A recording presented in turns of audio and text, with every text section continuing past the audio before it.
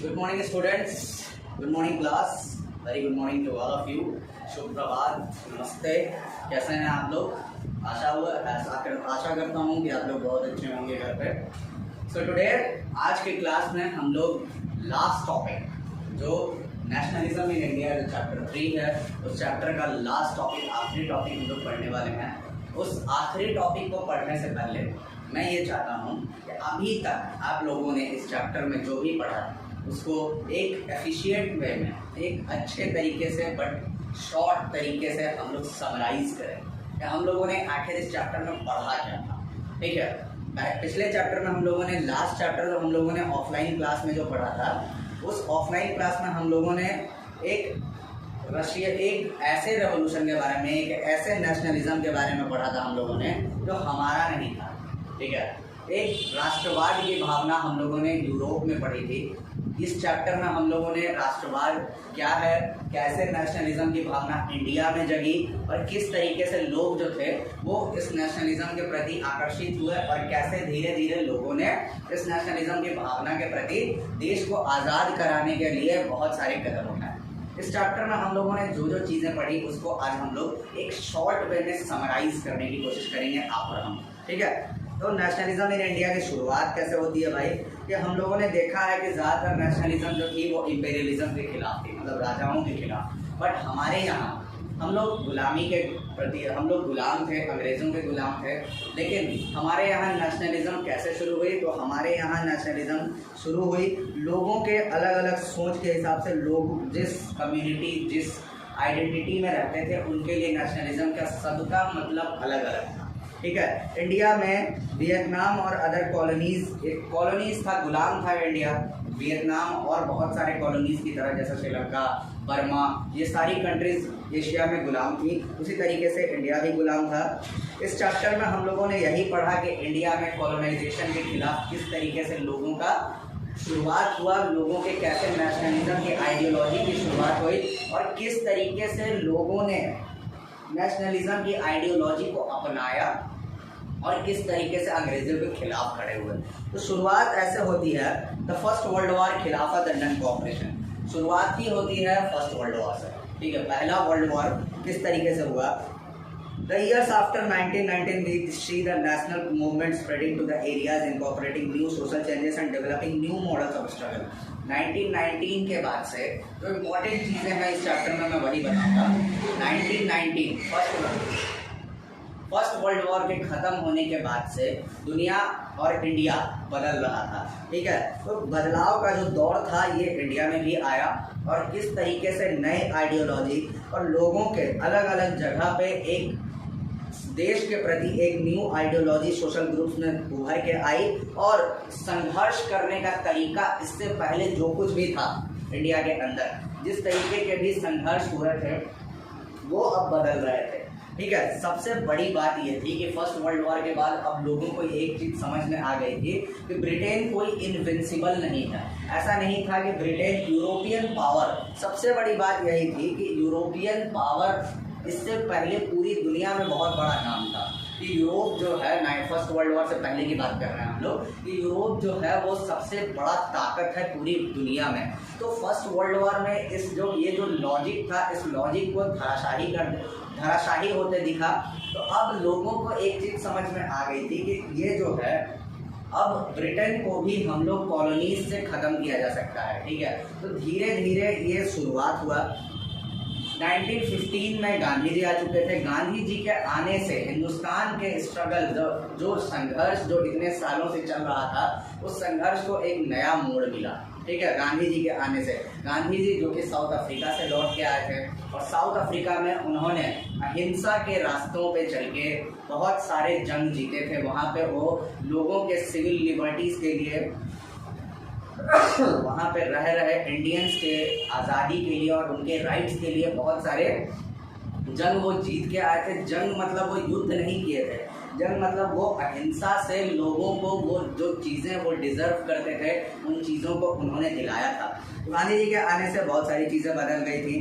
First of all war जो है वो देश के अंदर, वॉर के बाद, फर्स्ट वर्ल्ड वॉर के बाद देश की हालत बहुत ख़राब हो चुकी है। सबसे बड़ी बात यही थी कि लोगों को अब समझ में आने लगा था कि ब्रिटिशर्स जो हैं वो किस तरीके से हमारा एक्सप्लॉयटेशन कर रहे हैं, हमारा विरोध कर रहे हैं, हमारे साथ गलत व्यवहार, दुर्व्यवहार जो करते आ रहे हैं और इनको हमसे कुछ नहीं लेना देना है। जिस तरीके से फर्स्ट वर्ल्ड वॉर में फोर्स्ड कंस्क्रिप्शन हुए थे, मतलब ज़बरदस्ती भर्ती, लोगों को पकड़ पकड़ के ज़बरदस्ती भर्ती किया गया था, वो ब्रिटिशर्स के क्रूरता को दर्शाता था। और लोगों को एक चीज़ समझ में आ गई थी गाँव से या शहरों से कि ब्रिटिशर्स हमारे लिए कभी भी अच्छे न थे, न हैं और न होने वाले हैं। ये 1919 के बाद की कहानियाँ हैं, लोगों के अंदर ये होप जगने लगा। 1919 में और 2021 में इंडिया के बहुत सारे जगहों पे क्रॉप्स फेलियर हो गए थे, फसल बर्बाद हो गए थे, बहुत सारे जगहों पे अकाल पड़ गया था, सूखा पड़ गया था बहुत सारे जगहों पे, फैमिन जिसको कहते हैं हम लोग, और देश की हालत जो थी वो बहुत ख़राब हो गई थी। 2021 की हम लोग बात कर रहे हैं, जस्ट रिमेंबर दैट, ठीक है। आज जो हम लोग देख रहे हैं, जिस तरीके का हम लोग फ्लू दुनिया में देख रहे हैं, कोरोना, कोविड, तो हम लोग एक चीज़ की और बात करते हैं कि 100 साल पहले भी दुनिया में एक फ्लू आई थी, स्पेनिश फ्लू जिसका नाम था, जो कि ठीक 100 साल पहले आई थी। और यही अभी जो हम लोग डिस्कस कर रहे थे वो उसी चीज़ के बारे में डिस्कस कर रहे थे कि 100 साल पहले इंडिया में भी वही फ्लू आई थी, स्पेनिश फ्लू, वो इंडिया में भी आई थी और उस समय भी दुनिया में बहुत सारे लोग मारे गए थे। तो ये उसी समय की बात हो रही है। ब्रिटिशर्स जो कि उस समय इंडिया में राज कर रहे थे 100 साल पहले, और उन्होंने यहाँ के लोगों के लिए कुछ भी नहीं किया। तुमने अभी रिसेंट खबर पढ़ी होगी, तुम लोगों ने अगर रिसेंट में अगर ये फॉलो किया था न्यूज़ या नहीं, I don't know about that, but नदी में लाशें बह रही थी अभी कुछ दिन पहले तक। बक्सर, चौसा और जितने भी आसपास के यूपी और बिहार के जो नदियाँ हैं, यहाँ पे नदियों में लाश बह रहे थे। तो ये जो सिलसिला है ये कोई नया नहीं है, ठीक है। आज से 100 साल पहले जब इंडिया में स्पेनिश फ्लू आया था, उस समय भी नदियों में इस तरीके के ही लाशें बह रही थी, ठीक है। तो ये बहुत नॉर्मल है, ठीक है। नेक्स्ट जो आइडियोलॉजी, अब हम लोग संघर्ष करने वाले थे 1919 के बाद से, अब हम लोग संघर्ष करने वाले थे। अब लोगों की आइडियोलॉजी बदल रही थी। किस तरीके से हम लोग संघर्ष करने वाले थे भाई? तो द आइडिया ऑफ सत्याग्रह, सत्याग्रह, सत्य के रास्ते पे चल के हम लोग एक ऐसा चीज़ की शुरुआत करने वाले थे जिसको हम लोग कहते थे नॉन कोऑपरेशन, मतलब असहयोग आंदोलन हिंदी में जिसको कहा जाता है। और ये असहयोग का मतलब हम लोग आपकी सहायता नहीं करेंगे। महात्मा गांधी का ये मानना था कि ब्रिटिशर्स इंडिया में अगर यहाँ पे आए हैं और यहाँ पे इस्टेब्लिश्ड हुए हैं तो इसके पीछे एक सबसे बड़ा रीज़न क्या है? Due to the support of Indians. बिना इंडिया के लोगों के सहयोग के ब्रिटिशर्स यहाँ पे कभी राजतंत्र इस्टेब्लिश नहीं कर पाते, स्थापित नहीं कर पाते।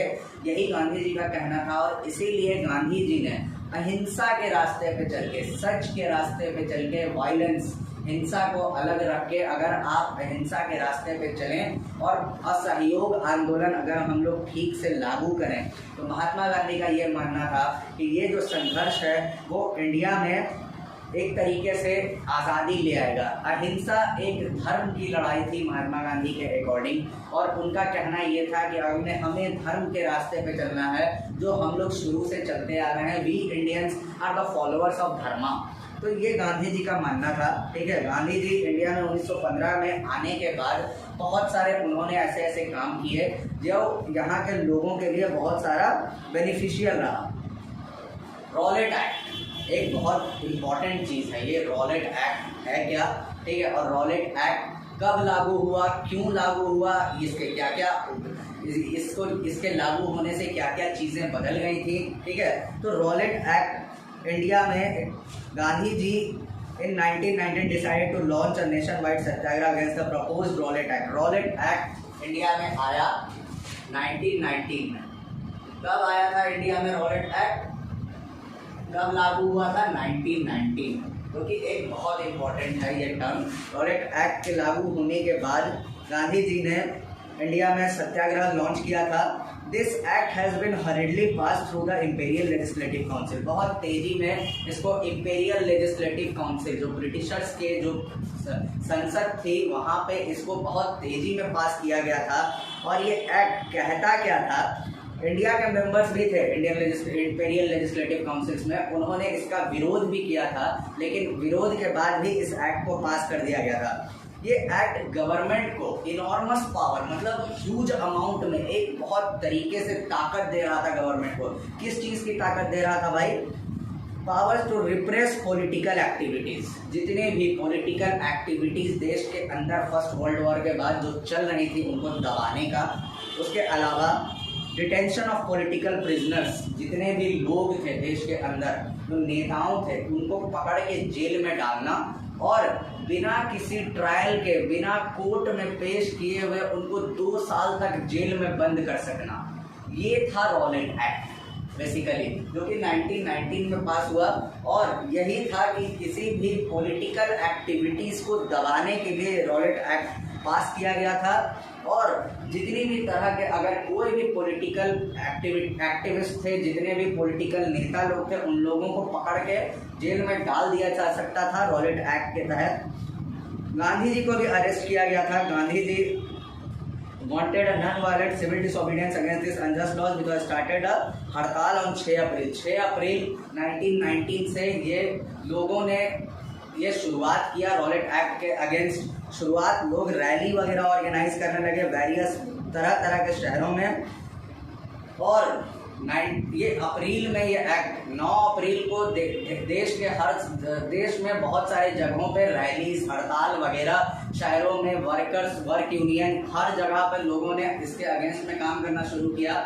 9 अप्रैल की बात कर रहे हैं हम लोग, जो कि इतने सारे देश में हड़ताल, रैलीज वगैरह हो रही थी। तो देश में जो गवर्नमेंट थी, ब्रिटिश गवर्नमेंट, उन्होंने बहुत सारे जगहों पे मार्शल लॉ लगा दिया था। मार्शल लॉ का मतलब होता है कि मिलिट्री लॉ। आप मिलिट्री के बिना आप कहीं भी झुंड में खड़े नहीं हो सकते हैं, कुछ भी नहीं कर सकते हैं। 13 अप्रैल 1919 जो कि बैसाखी का त्यौहार था, पंजाब में अमृतसर में लोग बैसाखी के त्यौहार में इकट्ठा होते ही थे। उस समय भी लोग इकट्ठा हुए थे जलियांवाला बाग, जो कि अमृतसर में है। 13 अप्रैल 1919 की बात है, ये 1919 की बात है। और लोग इकट्ठा होके सिर्फ एक, बहुत सारे महिलाएं, बच्चे, बहुत सारे लोग इकट्ठा हुए थे और ये सारी की सारी चीज़ों पे लोग डिस्कस कर रहे थे कि किस तरीके से वो लोग, पंजाब बहुत एक्टिव सपोर्टर्स थे नॉन कोऑपरेशन मूवमेंट के और गांधी जी के, तो पंजाब के लोग इस तरीके से इसके खिलाफ खड़े हो रहे थे और इन लोगों ने बहुत सारे काम करने शुरू किए थे। जलियांवाला बाग में लोग इकट्ठा हुए थे 13 अप्रैल 1919 को। बहुत शांति से ये लोग बातचीत कर रहे थे। इनको नहीं पता था कि देश के अंदर मार्शल लॉ लगा हुआ है। जनरल डायर ने, जो कि ब्रिटिश गवर्नमेंट के जनरल थे, उन्होंने उस बाग को घेर लिया चारों तरफ से आके और मासूम महिलाओं, बच्चों और पुरुषों पर उन्होंने गोली चलवाई, जिससे 1100, जो कि ऑफिशियल रिकॉर्ड है, उससे कहीं ज़्यादा लोग मरे थे। लोग बहुत सारे मर गए थे। जलियांवाला बाग इंसिडेंट किस दिन हुआ था? ये 13 अप्रैल 1919 को। एक बहुत बड़ा इंसिडेंट है ये हिंदुस्तान के इतिहास में, और इस इंसिडेंट से पूरा का पूरा चीज़ बदल गया। जलियांवाला बाग इंसिडेंट से बहुत सारे जगहों पे लोग, ये सबसे बड़ी बात ये थी कि लोग जो थे वो विद्रोही हो गए। ठीक है, लोगों को ये इंसिडेंट बहुत अंदर तक खकोड़ के रख दिया। सबसे बड़ी प्रॉब्लम यही गांधी जी को लगी कि लोग जो थे वो अब धीरे धीरे वायलेंट होने लगे थे। गांधी जी का जो नॉन कोऑपरेशन मूवमेंट जो था वो अब धीरे धीरे दूसरा रूप लेने लगा था।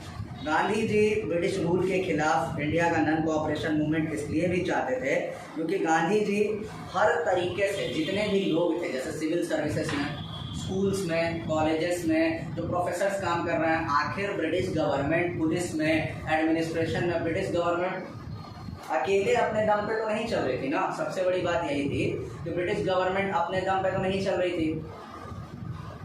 तो ब्रिटिश गवर्नमेंट चल किसके दम पे रही थी भाई? तो ब्रिटिश गवर्नमेंट चल रही थी इंडियंस के दम पे। तो गांधी जी का कहना ये था कि हमें ब्रिटिशर्स को नॉन कोऑपरेट करना चाहिए। ठीक है, जो लोग हैं, जो काम करने वाले जो लोग हैं, वो ब्रिटिशर्स के लिए काम करना छोड़ देंगे तो हम लोग इस तरीके का ये नॉन कोऑपरेशन मूवमेंट हम लोगों का सक्सेसफुल हो जाएगा। एक चीज़ छूट गया जो मैं आप लोगों को बताना भूल गया, खिलाफत इशू। खिलाफत मूवमेंट क्या था? तो हम लोग जानते हैं कि फर्स्ट वर्ल्ड वॉर जो था वो अलाइड और एक्सिस पावर के बीच में लड़ा गया। अलाइड और एक्सिस इन दोनों पावर के बीच में लड़ा गया था। अलाइड पावर कौन थे भाई? तो ब्रिटेन थे सबसे पहले, फ्रांस जो कि इसका साथी, और रशिया, यूएसए भी आया था बाद में। एक्सिस पावर कौन थे? सबसे पहले टर्की, जर्मनी, और जर्मनी का साथी ऑस्ट्रिया, ये एक्सिस पावर में थे। फर्स्ट वर्ल्ड वॉर में ब्रिटेन जो था वो एक्सिस पावर, अलाइड पावर जो था वो एक्सिस को हरा दिया। टर्की जो कि खलीफा कहा जाता था, पूरे मुस्लिम कंट्रीज का हेड माना जाता था फर्स्ट वर्ल्ड वॉर से पहले तक, और वहाँ पे खलीफा जो वहाँ पे मुस्लिम कम्युनिटी के हेड जो रहते थे, ब्रिटेन ने क्या किया कि टर्की को पूरे तरीके से वहाँ पे एक सोशलिस्टिक माहौल बना दिया। वहाँ पे ब्रिटेन को कॉलोनी बना लिया गया पहले, और उसके बाद टर्की को कॉलोनी बना लिया गया पहले फर्स्ट वर्ल्ड वॉर में हराने के बाद। उसके बाद वहाँ पे एक डेमोक्रेटिक कंट्री इस्टेब्लिश कर दी गई। हुआ ये था कि वहाँ पे जिस तरीके का खलीफा जो वहाँ पे मुस्लिम कंट्रीज़ के हेड रहते थे उनको हटा दिया गया, और सऊदी को मुस्लिम कंट्रीज़ का हेड बना दिया गया। इससे जितने भी मुस्लिम पॉपुलेशन थी इंडिया के अंदर या पूरी दुनिया के अंदर, ये इसके खिलाफ खड़े हो गए। मुस्लिम का लोग जो इंडिया में थे, गांधी जी को एक चीज़ पता था कि हमें जो नॉन कोऑपरेशन मूवमेंट जो आगे जो लेके जाना है, बिना मुस्लिम्स के सपोर्ट के हम लोग आगे नहीं लेके जा सकते हैं। तो उन मुस्लिम्स का सपोर्ट पाने के लिए गांधी जी ने खिलाफत मूवमेंट में योगदान दिया, खिलाफत इशू को एक बड़ा इशू घोषित किया और देश का इशू बनाया। ठीक है, अलग अलग जगह पे ये था खिलाफत मूवमेंट। तो मुस्लिम्स को मिलाने के लिए गांधी जी ने खिलाफत मूवमेंट की शुरुआत की थी, to support the Turkey, to support the खलीफा ऑफ टर्की। लेकिन 1924 आते आते तक रशिया वो टर्की में वहाँ पे एक डेमोक्रेटिक गवर्नमेंट बन चुका था, और वहाँ पे खलीफा का जो इशू था वो पूरे तरीके से ख़त्म हो गया। तो 1924 आते आते तक गांधी जी का जो मुद्दा था ये पूरे तरीके से ख़त्म हो गया। अब हम लोग बात करते हैं ये जो नॉन कोऑपरेशन मूवमेंट जो चल रहा था, इसके कैसे कितने तरीके का ये मूवमेंट चल रहा था, शहरों में इसकी क्या स्थिति थी, गाँवों में इनकी क्या स्थिति थी।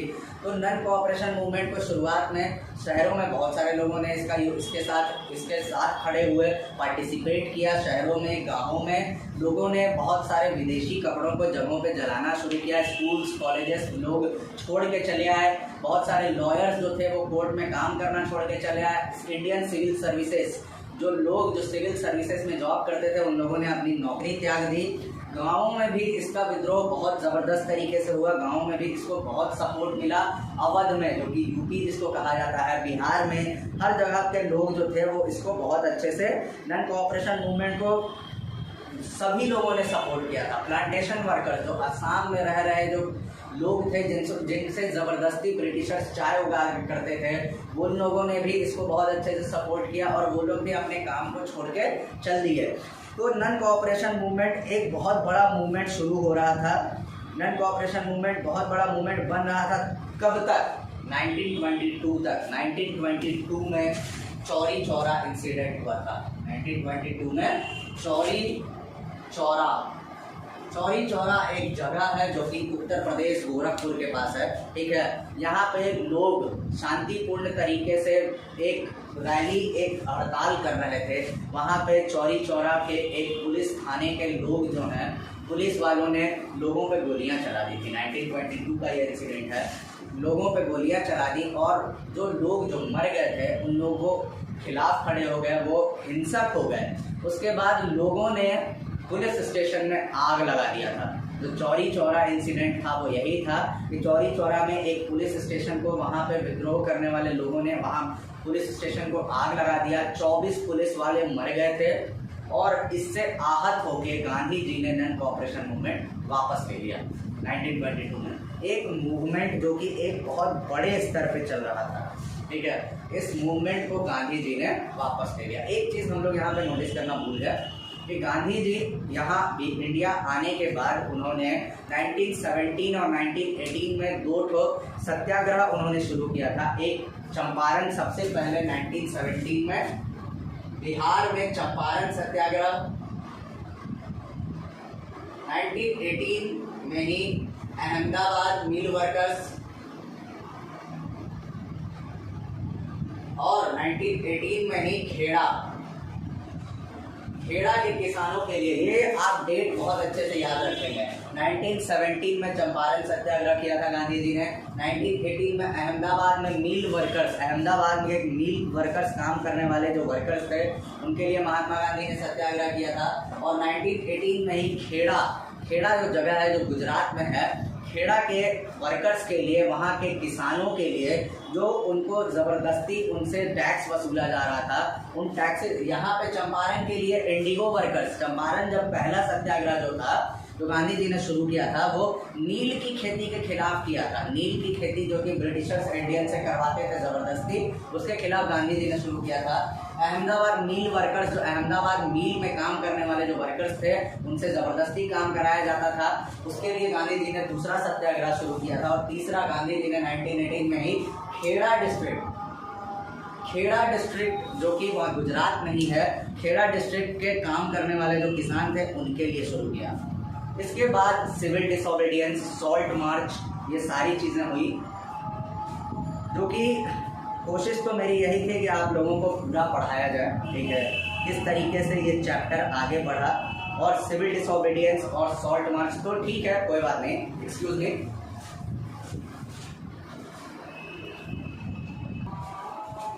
तो हम लोग जो भी सिविल डिसोबीडियंस कैसे शुरू हुआ, सिविल डिसोबीडियंस मूवमेंट क्या था, सिविल डिसोबीडियंस के बारे में भी पढ़ लेते हैं, ठीक है। तो civil disobedience movement Gandhi ji ने शुरू किया था, ठीक है, जो 1932 कितने में 1922 में महात्मा गांधी ने डिसाइड किया कि नन कोऑपरेशन मूवमेंट खत्म कर। 1922 में चौरी चौरा इंसिडेंट के बाद महात्मा गांधी ने नन कोऑपरेशन मूवमेंट खत्म कर दिया। इसके बाद मूवमेंट जो था वो वायलेंट ले रहा था। मोतीलाल नेहरू, देखो सबसे बड़ी बात ये थी कि नन कोऑपरेशन मूवमेंट एक बहुत बड़ा मूवमेंट बन गया था देश के अंदर जब तक गांधी जी ने इस मूवमेंट को खत्म किया था। देश में बहुत सारे लोग जैसे कि CR दास, मोतीलाल नेहरू, ये लोग ऐसे लोग थे और बहुत सारे ऐसे विद्रोही लोग जो नन कोऑपरेशन मूवमेंट में हिस्सा लिए थे, उनके अकॉर्डिंग ये जो नन कोऑपरेशन मूवमेंट था इसको ख़त्म करना बहुत बड़ी भूल थी। इस वजह से CR दास और मोतीलाल नेहरू ने एक अलग ही पार्टी बना ली थी। जो ये लोग कांग्रेस में रह के इस मूवमेंट के हिस्से बने थे, इन लोगों ने एक अलग पार्टी बना ली जिसको स्वराज पार्टी कहा जाता था। अब गांधी जी का जो दिमाग था, गांधी जी जिस तरीके से वर्क कर रहे थे वो लोगों को समझ में नहीं आ रहा था। पहले तो गांधी जी के जो विद्रोह करने का, जो आंदोलन करने का जो तरीका था वो लोगों को बहुत पसंद आया, लेकिन जब एक हिंसक रूप ले लिया जब देश के अंदर कोई आंदोलन, तो गांधी जी इसके खिलाफ खड़े हो गए, तो लोगों को ये चीज़ अच्छा नहीं लगा। नेक्स्ट जो था वो साइमन कमीशन इंडिया में आया 1928 में, ठीक है। साइमन कमीशन इंडिया आया 1928 में। जो साइमन जो आदमी था वो ये लेके आया इंडिया में, ये प्रपोजल लेके आया, all parties including the Congress and the Muslim League participated in the demonstration in the effort to win over the Viceroy Lord Irwin announced in October 1929 a vague offer to the Dominion status। मतलब India को Simon commission जब India आया था तो ये एक proposal लेके आया था इंडिया के लिए कि इंडिया को आज़ादी तो दी जाएगी लेकिन एक तरीके से डोमिनियन स्टेटस दिया जाएगा। मतलब ब्रिटिशर्स यहाँ से चले तो जाएंगे लेकिन इंडिया जो है वो ब्रिटिश गवर्नमेंट के अंदर ही रहेगी। जैसे बहुत सारे ऐसे कंट्रीज थे जहाँ से ब्रिटिशर्स चले तो गए थे लेकिन उनको डोमिनियन स्टेटस पे छोड़ के गए थे। डोमिनियन स्टेटस का मतलब होता है कि आप काम तो करेंगे ब्रिटिशर्स के अंदर ही, लेकिन यहाँ की जो गवर्नमेंट होगी वो फुल्ली इंडियन कंस्टिट्यूटेड होगी। ब्रिटिशर्स भी होंगे यहाँ पे लेकिन कम होंगे। तो डोमिनियन स्टेटस का प्रपोजल लेके आए थे वो लोग। जवाहरलाल नेहरू, सुभाष चंद्र बोस, ये लोग जो नेता थे उस समय, इन लोगों ने ये सारे के सारे डोमिनियन स्टेटस के खिलाफ खड़े हो गए। इनका मानना ये था कि हमें डोमिनियन, सबसे इम्पोर्टेंट चीज़ ये समझें आप लोग कि दो लोग, जवाहरलाल नेहरू और सुभाष चंद्र बोस, ये दोनों नेता ऐसे नेता थे जो डोमिनियन स्टेटस के खिलाफ एकदम टोटली खिलाफ थे। अगर आप कहेंगे कि जवाहरलाल नेहरू एक अच्छे नेता नहीं थे, जवाहरलाल नेहरू बहुत अच्छे नेता थे। जवाहरलाल नेहरू आज़ादी की लड़ाई में वो गांधी जी से बिल्कुल उनकी विचारधारा अलग थी। गांधी जी जो कि बिल्कुल अहिंसा के पुजारी तो दोनों थे। जवाहरलाल नेहरू भी अहिंसक थे, गांधी जी भी अहिंसक थे, लेकिन जवाहरलाल नेहरू जो थे वो टोटल इंडिपेंडेंस में बिलीव करते थे। जवाहरलाल नेहरू का कहना ये था कि हमें किसी भी तरह का डोमिनियन स्टेटस, और सुभाष चंद्र बोस ये दोनों एक ही विचारधारा के लोग थे, ठीक है। तो इन लोगों ने साइमन कमीशन को टोटली ऑब्जेक्ट किया। इनका कहना ये था कि डोमिनियन स्टेटस वाला कंट्री हमारा नहीं है और हम किसी भी तरह का आपके किसी भी छत्र छाया में रह के हम लोग किसी भी तरह का गवर्नमेंट नहीं चलाना चाहते हैं। We are a sovereign country. India एक सॉवरेन कंट्री है। सॉवरेन का मतलब होता है कि अपने फैसले खुद ले सकना।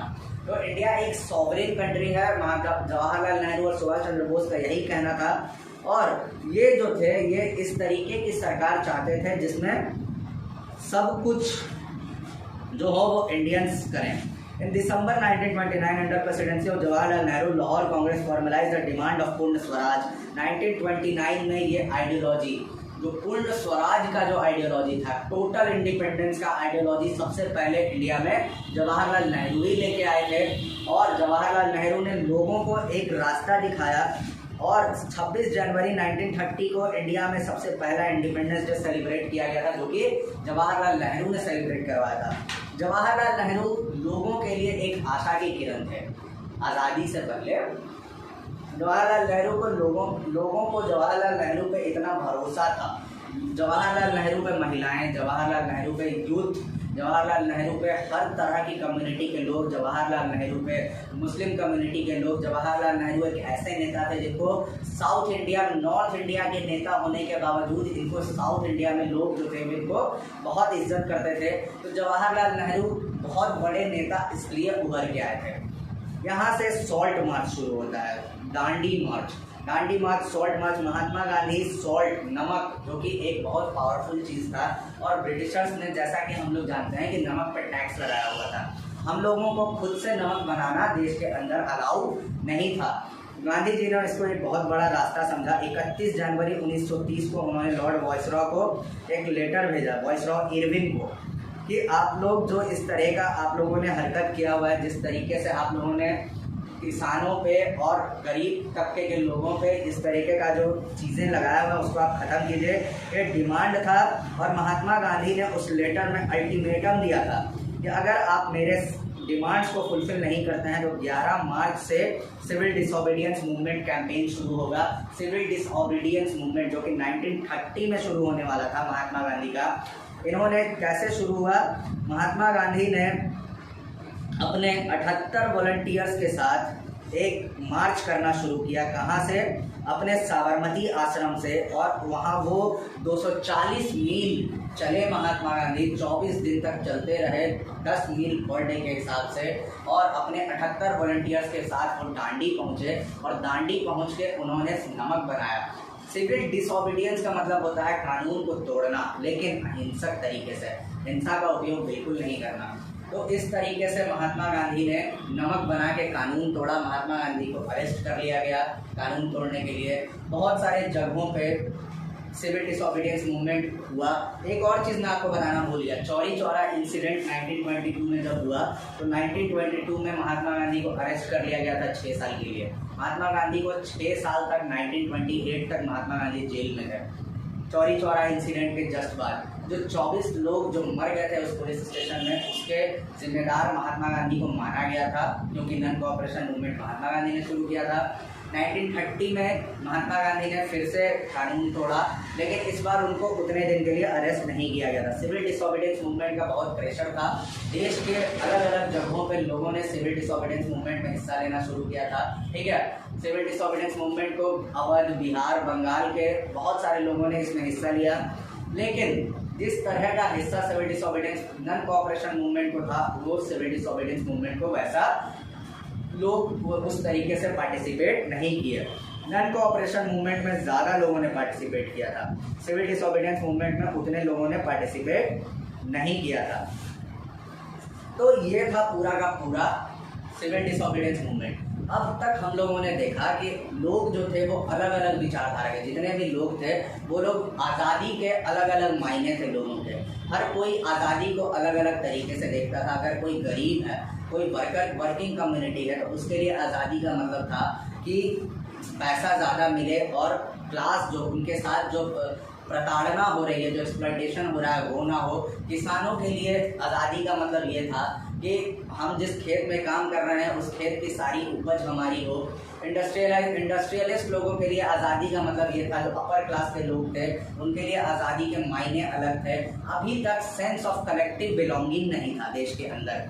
तो ये सेंस ऑफ कलेक्टिव बिलोंगिंग के लिए बहुत सारे लोगों ने बहुत सारे काम करना शुरू किए, जैसे कि भारत माता की इमेजेस, पुराने फोल्कलोर, पूर्ण कथाएं, पुरानी रोचक कथाएं जो हमारे इतिहास में कहीं गुम हो गए थे ब्रिटिशर्स के आने के द्वारा, उन सारी चीज़ों को दोहराया जाने लगा। नया ट्राई कलर फ्लैग अपनाया गया, ठीक है। तो एक सेंस ऑफ कलेक्टिव बिलोंगिंग को उत्पन्न किया गया। हम लोगों को पता है कि सबसे पहले भारत माता की इमेजेस बंकिम चंद्र चट्टोपाध्याय ने बनाया था। उसके बाद फिर धीरे धीरे महात्मा गांधी ने भी एक ट्राई कलर फ्लैग इंडिया को दिया। तो इन सारी चीज़ों का इस्तेमाल करके लोगों के बीच में जो सेंस ऑफ कलेक्टिव बिलोंगिंग जो कहीं नहीं था उसको दर्शाया गया, उसको फिर से लाया गया और देश के अंदर लोगों को जोड़ने का काम किया गया, जो कि अब से पहले नहीं था, ठीक है। इस तरीके से देश के अंदर बहुत सारे लोगों को जोड़ा गया और धीरे धीरे एक नया देश, एक आज़ादी के लड़ाई लड़ने के लिए एक देश बनके तैयार हुआ। एक टॉपिक पर मातृभूमि के लिए लोग तैयार हुए कि हम अपनी मातृभूमि के लिए, मदरलैंड के लिए हम लड़ रहे हैं। कंक्लूजन, लास्ट टॉपिक जिसको हम लोग पढ़ने वाले हैं अब। A growing anger against the colonial government was thus bringing together various groups and classes of the Indians into a common struggle। लोगों के अंदर जो गुस्सा बढ़ रहा था, अब ये धीरे धीरे ब्रिटिशर्स के खिलाफ, कॉलोनियल गवर्नमेंट थी, लोगों को एक साथ ला रही थी, सारे क्लासेस और सारे ग्रुप्स को ब्रिटिशर्स के खिलाफ लड़ने के लिए, एक कॉमन संघर्ष के लिए, ठीक है। For freedom in the first half of the 20th century, आज़ादी के लिए 20th सेंचुरी के पहले हाफ, मतलब 1950 से पहले की बात है, लोग अब जुड़ने लगे थे। The Congress under the leadership of Mahatma Gandhi tried to channel people's grievances into organised movements for independence. Mahatma Gandhi के लीडरशिप में जो ग्रीवियंसेस, जो चिंताएं थी लोगों की, उसको सारे लोगों की चिंताओं को एक साथ करके और लोगों के चिंताओं को ब्रिटिश गवर्नमेंट के खिलाफ इस्तेमाल करके और आज़ादी के लिए लड़ने के लिए लोगों को प्रोत्साहन किया गया। Though such movements, the nationalists tried to forge a nationalist unity, but as we have seen, diverse groups and classes participated in the movements with a varied aspiration or expectation। ये पहले भी होता आया था, जैसा कि मैंने अभी जस्ट आप लोगों को बताया है कि अलग अलग तरह के लोग, जितने भी क्लास के लोग थे, उनकी अलग अलग इच्छाएं थी आज़ादी के लिए। सब कोई आज़ादी को अलग ढंग से देखा करते थे और इससे पहले अभी तक लोगों को एक आज़ादी के लिए सारे लोग एक साथ तत्पर नहीं थे, ठीक है। As their grievances were wide ranging, freedom from colonial rule also made to different from different people। सबकी चिंताएं, सबके प्रॉब्लम्स अलग अलग थे, तो सबके लिए आज़ादी का मतलब भी अलग अलग था। The Congress continuously attempted to resolve differences and ensure the demands of one group to alienate another। Congress लगातार कोशिश करता रहा इस बीच कि जितने भी सोशल ग्रुप्स हैं हमारे देश के अंदर, उनके जितने भी विचारधाराएं हैं, उनको सबको एक साथ जोड़ के एक आज़ादी के प्रति लोगों को इकट्ठा करके आज़ादी के प्रति लड़ने के लिए तैयार करें। This is precisely why the unity with in the movement often broke down. और यही कारण था कि मूवमेंट के बीच में कई बार देश की एकता और अखंडता टूटते जुड़ते रहती थी। ये हमेशा होते रहा है। The high points of the Congress activity and nationalist unity were followed by the phases of disunity and inner conflicts between groups। और ये सबसे बड़ी मुद्दे की बात यही थी कि कांग्रेस के भीतर जितने भी लोग थे, ये इसको उस तरीके से नहीं देख रहे थे जिस तरीके से कांग्रेस के बड़े लीडर्स देख रहे थे। कांग्रेस के भीतर ही बहुत सारे डिसबिलीफ, अविश्वास फैल चुका था और ये एक नेशनल मूवमेंट्स के तरफ नहीं बन रहा था, जो कि कांग्रेस बहुत हद तक कोशिश कर रहा था। In other words, what was emerging was a nation with many voices wanting to freedom from colonial rule। ये इस तरीके से एक ऐसा नेशन निकल के आ रहा था जो कॉलोनियल रूल से आज़ादी तो चाहता था, लेकिन सबके अलग अलग वॉइसेस और अलग अलग डिमांड्स थे, सबकी आवाज़ एक साथ नहीं हो रही थी। और यही कारण है कि देश में इंडिया पाकिस्तान जैसे दो कंट्री का बंटवारा होना, यही कारण था जिससे इंडिया और पाकिस्तान बना। सो आई होप आपको ये चैप्टर बहुत अच्छे से समझ में आया हो। अगर आप लोग में से किसी को भी ये चैप्टर अगर नहीं समझ में आए, ठीक है, please do ask me again and again and again. I will provide you every basic knowledge. अभी तक जितना मैंने पढ़ाया है, आई होप आपको यहाँ इस चैप्टर में जो नेशनलिज्म इन इंडिया चैप्टर है उसको आपको बहुत अच्छे से समझ में आया हो। तो class, thank you so much for today.